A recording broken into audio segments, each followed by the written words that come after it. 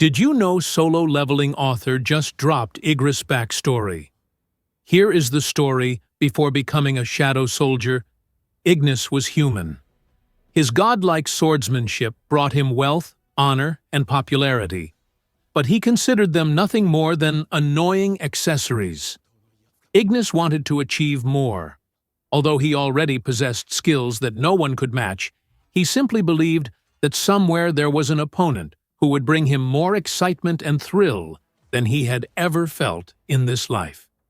This drove him to do his best, no matter the battlefield. He aimed to climb higher.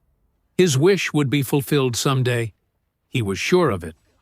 As his number of victories grew and his achievements soared, his situation didn't change much. Despite his unusually rapid success, his final position was only that of a low-ranking knight. This was partly because of his background and partly because of the jealous nobles around him. But for him, his position as a knight was just a means to an end. The more he saw the battlefield, the faster he would reach his goal. He stood his ground and carried out his duties while withstanding the exhausting barrage of backhanded compliments from the nobles. The nobles who praised his performance in the early stages of the war sensed a shift. The people who looked at Ignis with respect now looked at the nobles with a mocking gaze after all. They could even hold the enemy armies at bay. And it wasn't just a change in the views of the people. The king had begun to trust Ignis more than anyone else and followed him through his mission. The nobles felt threatened. They began to wring their hands and wonder, how long before all the benefits we've enjoyed are stolen by Ignis? They came to an agreement. Ignis must be killed. The plot that shaped Ignis's fate was carried out on the battlefield.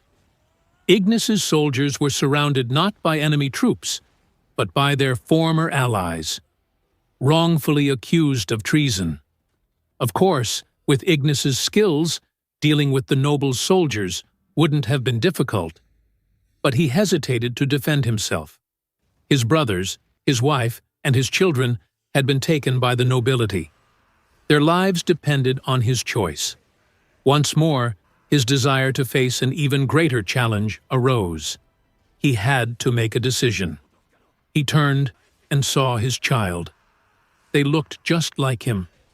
They reached for him, and in their eyes he saw himself, ruined beyond the point of no return. The passionate knight who once pursued his honorable goal was no longer there. All that remained was a man in blood-stained armor, grinning like a ghost.